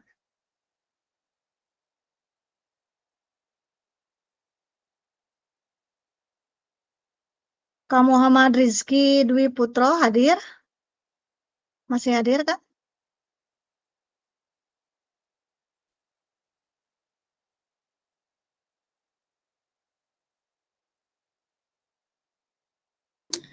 Hadir Kak, hadir. Mohon maaf, ini lagi ada tamu dulu Kak, lagi ada yang daftar PPDB Kak. Oh iya. Boleh dialihkanlah ke Kak Dadan Rahmat. Oh ini nih, Kak Dadan Rahmat sudah mengisi di kolom chat. Yang dianggap bernilai untuk apa? Untuk murid mungkin ya. Adalah keterampilan fisik, kesehatan, dan kebugaran, serta pemahaman tentang pentingnya kayak gitu. Oke. Kemudian Adian, untuk PJOK yang paling penting peserta didik bisa memahami pembelajaran materinya dan bisa menerjemahkannya dalam kehidupannya, baik untuk sendiri maupun kelompok. Ini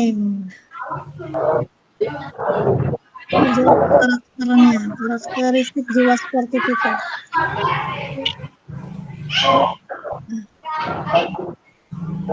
Kita masuk ke pertanyaan selanjutnya. Bagaimana kakak-kakak semua mengintegrasikan itu semua ke dalam proses pengembangan kurikulum mata pembelajaran PJOK yang sekarang berlaku?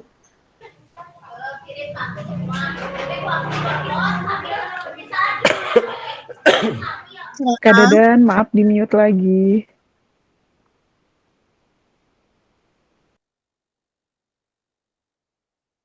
Silakan kakak-kakak, bagaimana kakak-kakak akan mengintegrasikan itu semua ke dalam proses pengembangan kurikulum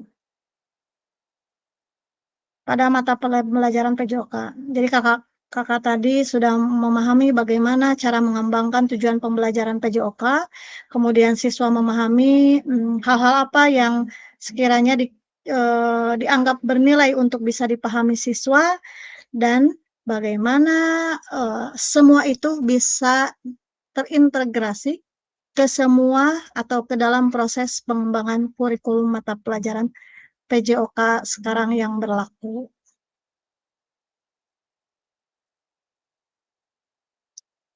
Oke.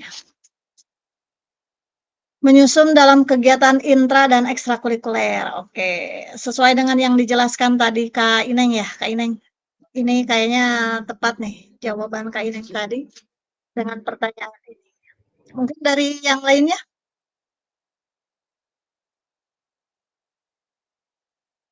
Bagaimana sih ini bisa pengembangan proses kurikulum ini, bagaimana bisa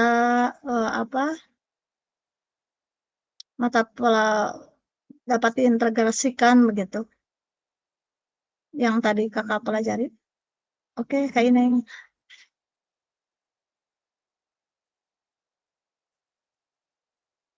Kak Arif? Mungkin Kak Arif?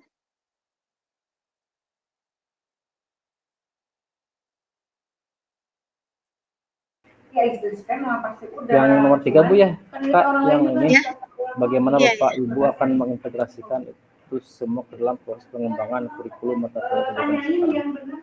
Nah, tentunya seperti halnya tadi Kak Ineng menjelaskan, diintegrasikan ke dalam intrakurikuler dan juga ekstrakurikuler terkait dengan program ataupun pengembangan untuk PJOK itu sendiri. Dan tentu halnya dalam intrakurikuler kita masukkan juga, kita integrasikan juga di materi di sebelah mananya gitu. Contoh halnya misalkan bela diri, ataupun misalkan permainan net, ataupun permainan apalah gitu. Sehingga materi-materi yang dapat kita kembangkan, dapat tersampaikan kepada siswa dengan lancar gitu. Oke, baik. Dari Kak Dadan Rahmat.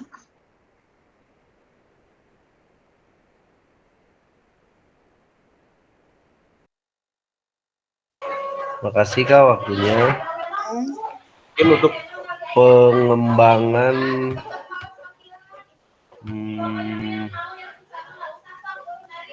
proses pengembangan kurikulum mata pelajaran mereka yang sekarang yang berlaku, mungkin pendapat saya akan diintegrasikan ke dalam proses pengembangan kurikulum mata pelajaran PJOK yang sedang berjalan sekarang, yang mungkin sedang berlaku dengan cara memasukkan aktivitas fisik dan olahraga ke dalam rutinitas sehari-hari siswa gitu Kak.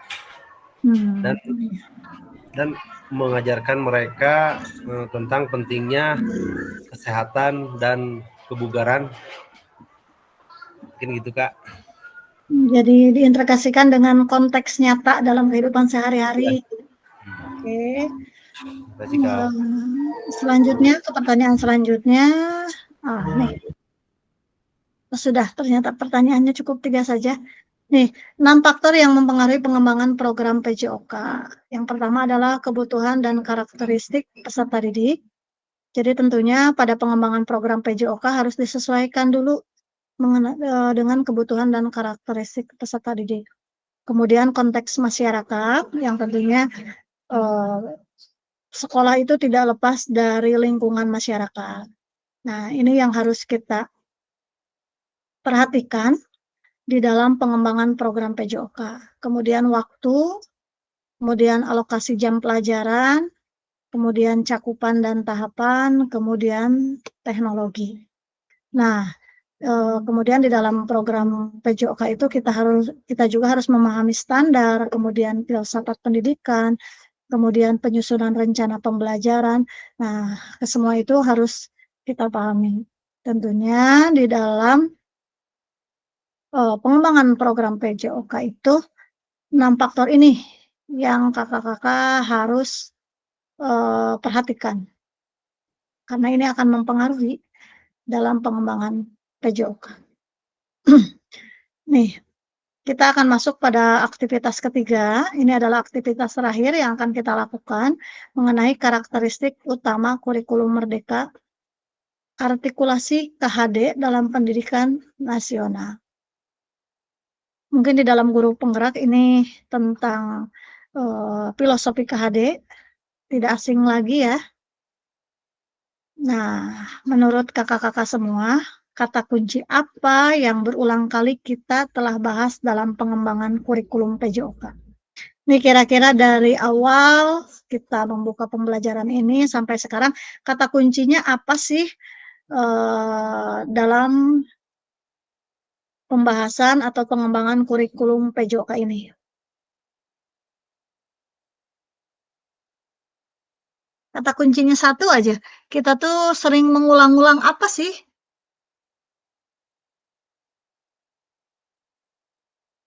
Kurikulum, betul kan ya, pengembangan kurikulum PJOK, betul. Capaian pembelajaran, betul. Tujuan. Nah, oke. Tujuan pembelajaran, capaian pembelajaran itu adalah masuk ke dalam bagian dari kurikulum. Pengembangan kurikulum masuk ke dalam kurikulum itu sendiri. Jadi kata kuncinya hari ini adalah kurikulum.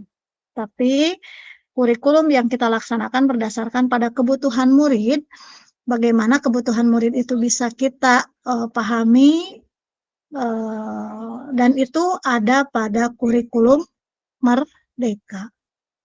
Nah, ini di dalam PJOK ini kita harus memahami apa tujuan dari pembelajaran PJOK di dalam kurikulum merdeka.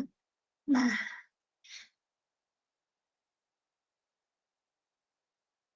nih, apa yang telah kita bahas merupakan karakteristik kurikulum merdeka. Apa sih karakteristik kurikulum merdeka itu? Apa saja? Yang pertama adalah fokus pada materi esensial. Muatan yang paling diperlukan untuk mengembangkan kompetensi dan karakter peserta didik. Nah, di dalam fokus pada materi esensial adalah muatannya adalah yang paling diperlukan untuk mengembangkan kompetensi dan karakteristik peserta didik. Kemudian, mengembangkan kompetensi dan karakter. Mengembangkan kompetensi sosialnya, kemudian emosionalnya, dan moral peserta didik. Kemarin kita itu modul apa itu ya?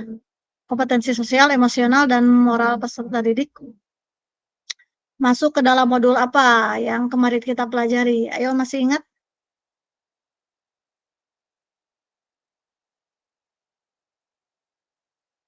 Masih ingat modul apa? Adil gender mereka. Adil gender itu baru kemarin 1.4 isu-isu sosial. Nah, kira-kira sosial, emosional, isu sosial.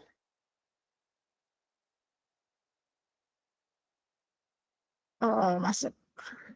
Sosial, ya, 1.4 sosial, emosional, dan moral. Kemudian, nah, yang ketiga adalah fleksibilitas pembelajaran.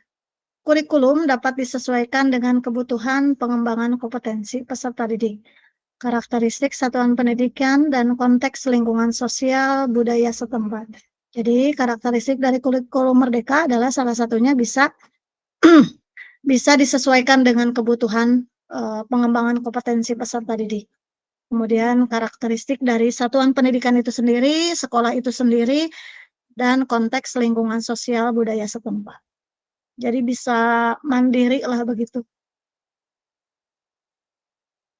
Oke, mari kita diskusikan pemikiran Ki Hajar Dewantara secara lebih jauh dan mengaitkannya dengan karakteristik kurikulum merdeka. Oke, menurut kakak-kakak, apa sih keterkaitannya dengan pemikiran Ki Hajar Dewantara dengan karakteristik kurikulum merdeka? Kalau karakteristik kurikulum merdeka kan barusan ini ya.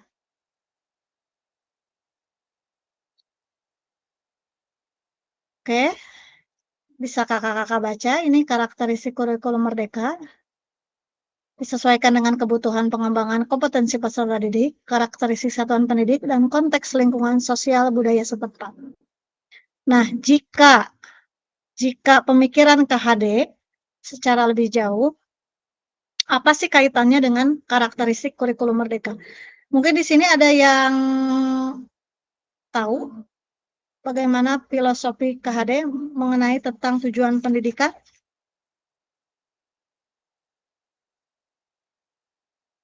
Ini GP nih pasti tahu nih. Menuntun segala kodrat yang ada pada anak pada anak agar dapat mencapai keselamatan dan kebahagiaan yang setinggi-tingginya sebagai manusia maupun sebagai anggota masyarakat. Sebagai anggota masyarakat. Itu adalah filosofi dari Ki Hajar Dewantara. Nah, bagaimana keterkaitannya dengan karakteristik kurikulum merdeka ini?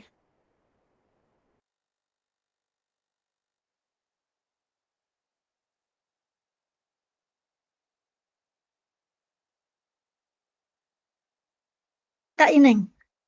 Silahkan Kak Ineng. Iya, baik Kak, terima kasih. Nah, kalau menurut saya dari yang apa yang sudah saya pahami di modul, sangat berkaitan antara pemikiran KHD dengan kurikulum merdeka yang sekarang masih mungkin digencarkan di sekolah-sekolah. Nah, keterkaitannya di mana? Kalau di KHD itu ada 5 poin kalau nggak salah. Yang pertama, pendidikan itu untuk semua. Nah, sementara di kurikulum merdeka pun esensinya sama gitu. Kemudian pendidikan berbasis budaya. Dalam kurikulum merdeka pun bahkan ada proyek penguatan profil pelajar Pancasila yang di mana di dalamnya sangat sangat memilih tema tertentu untuk mengusung budaya yang ada di daerah lokal masing-masing. Kemudian pendidikan yang holistik. Kalau KHD itu beranggapan bahwa si kurikulum itu harus yang holistik. Nah, di kurikulum merdeka pun sama. Kenapa demikian? Karena pendidikan tidak perlu dipaksakan ketika kita berbeda iklim, berbeda alam, situasi alamnya, kayak orang pantai dengan orang pegunungan itu tidak mesti disamakan gitu. Kemudian berikutnya adalah pendidikan karakter. Di sini di KHD ini berpendapat bahwa karakter dari siswa itu harus betul-betul diutamakan dan harus betul-betul dimunculkan agar dia itu selamat dunia dan bahagia untuk sepanjang hayatnya. Nah, lalu kemudian di kurikulum merdeka pun ada gitu. Bahkan karakternya itu adalah karakter Pancasila. Nah, kemudian pendidikan yang relevan dengan kehidupan. Nah, tadi di poin pertama kalau nggak salah, yang Kak Noviser itu adalah pendidikan yang esensial. Artinya disesuaikan dengan yang ada di lingkungan satuan pendidikan masing-masing. Itu sih kalau menurut saya, Kak. Terima kasih. Dia satu sama lain saling berkaitan. Terima kasih. Terima sekali atas jawaban Kak Ineng, sangat mewakili. Kayaknya sudah komplit nih dari Kak Ineng nih. Mungkin tapi kalau misalkan kakak ingin berpendapat lagi, silahkan untuk bisa raise hand.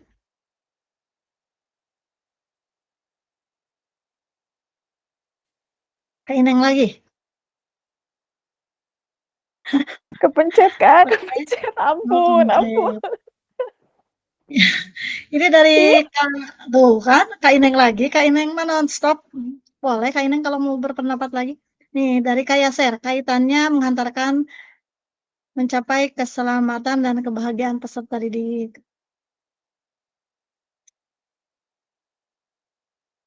Sudah mewakili suara semua Kak Ineng. Tapi bahaya, jadi orang-orang jadi nggak mau berpendapat kalau mewakili.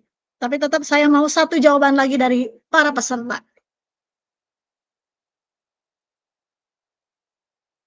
Ayo semangat kakak-kakak semua untuk bisa berpendapat.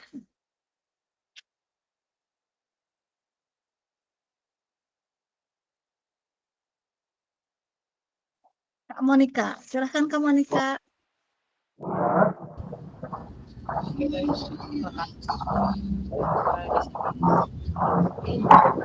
Berkaitan dalam kurikulum maupun di dalam pembelajaran pembelajaran PJOK ini, gimana itu pemilihan Ahmad Abdul, mohon di unmute dulu.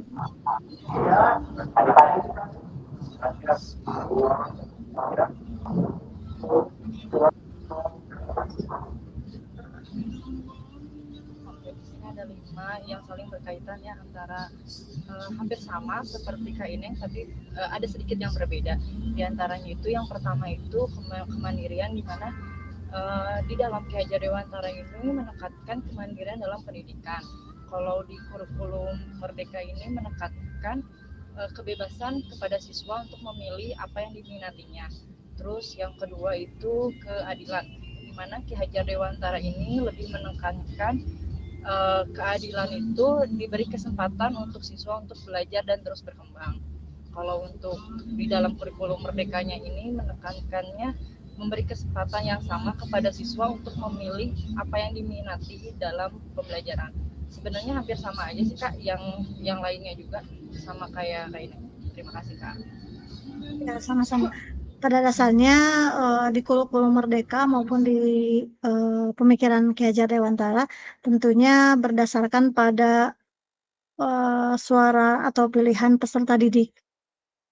Jadi intinya bagaimana peserta didik bisa bergerak aktif atau melakukan kegiatan pembelajaran aktif sesuai dengan hatinya atau kodratnya atau bakatnya. Nah, di dalam kurikulum Merdeka itu pun sama, mengantarkan anak sesuai dengan kebutuhannya. Oke, karena sudah 2 jawaban. Tadi Kak Ahmad Abdul kepencet juga atau mau berpendapat? Pencet kayaknya. Oke. Nah, di sini Ki Hajar menggarisbawahi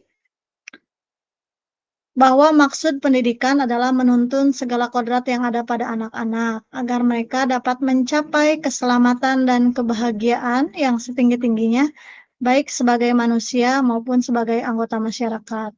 Oleh sebab itu, pendidikan itu hanya dapat menuntun tumbuh atau hidupnya kekuatan kodrat yang ada pada anak-anak agar dapat memperbaiki lakunya, bukan dasarnya, hidup dan tumbuhnya kekuatan kodrat anak. Jadi sebetulnya kita sebagai guru itu hanya mendorong, memfasilitasi bakat atau kodrat yang ada pada anak. Begitu ya kakak-kakak semua.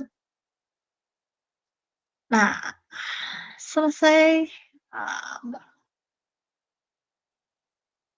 Nah, ini adalah pemikiran KHD ini adalah merupakan akhir dari pembelajaran yang telah kita lakukan selama 2 jam pembelajaran ini. Mungkin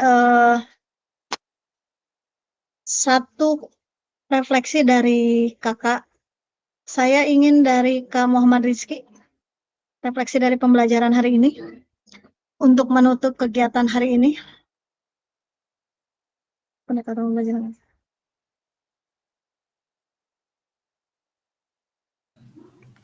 Ya, makasih Kak. Mohon maaf sebelumnya mungkin tadi ada ini dulu Kak, ada yang daftar, jadi tidak sepenuhnya mengikuti kegiatan hari ini. Ya. Mungkin yang saya dapatkan untuk hari ini itu refleksi bahwa kurikulum itu menumbuhkan kesadaran siswa. Kurikulum itu harus kita pahami dan apa ya namanya?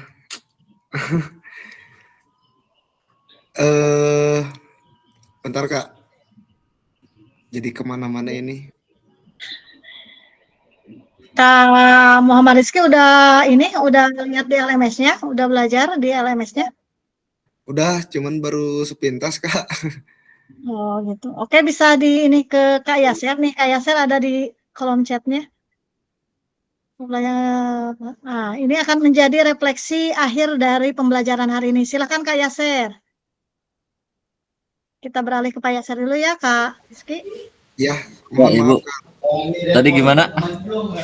Oke, refleksi untuk pembelajaran hari ini. Untuk refleksi pembelajaran hari ini banyak yang saya ketahui terkait perencanaan pembelajaran. Hanya saja kita ada suatu kebingungan masih ya yang saya harapkan di pertemuan kali ini. Ya, memang di dalam perencanaan kurikulum seringkali saya masih merasa bingung. Mungkin dalam kurikulum yang disediakan itu kadang-kadang sulit untuk dibedakan gitu.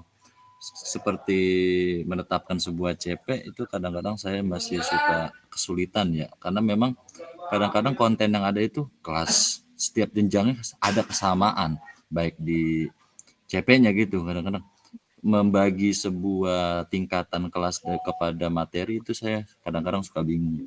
Tapi alhamdulillah tercerahkan, ternyata dalam menentukan kurikulum itu kita mengikuti kesesuaian kultur yang ada. Mungkin itu aja refleksinya Ibu Novi. Ya, terima kasih Kak Yaser. Ya, CP itu sudah ada dari pemerintah, hanya saja kita mulai menjadi kalau ini memecah-pecah gitu ya, menjadi tujuan pembelajaran kecil-kecil begitu. Tambahannya mungkin dari saya. Kemudian refleksi dari Kak Yaser itu merupakan akhir dari pembelajaran hari ini. Mudah-mudahan pembelajaran hari ini bisa bermanfaat bagi kita semua, khususnya bagi peserta didik kita di dalam proses pembelajaran. Dan tentunya intinya memberikan keberkahan kepada kita semua. Itu ya. Akhir kata saya ucapkan terima kasih. Saya tutup acara ini. Pembelajaran ini dengan ucapan hamdalah. Alhamdulillah.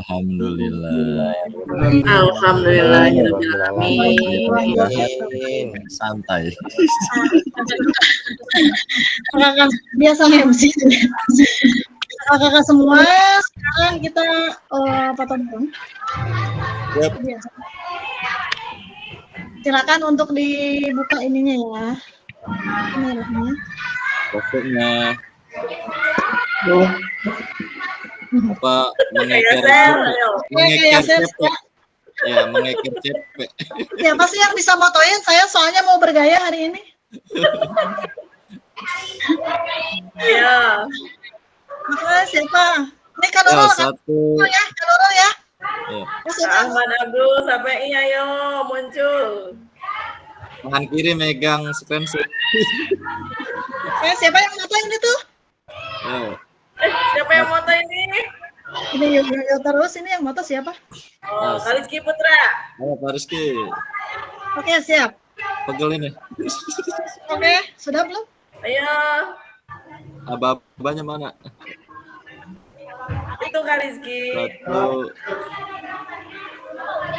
2, 3. Kawan Abdul beda sendiri. Kaliski di unmute. Oke? Di unmute itu Kaliski. Satu lagi. Oke, satu kali lagi. Takut nggak kesep. Satu lagi saya di foto bareng ya. Oke, 1, 2, 3.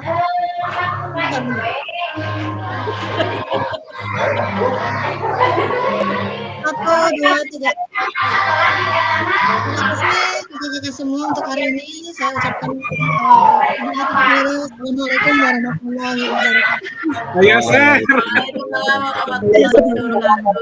Terima kasih Kak.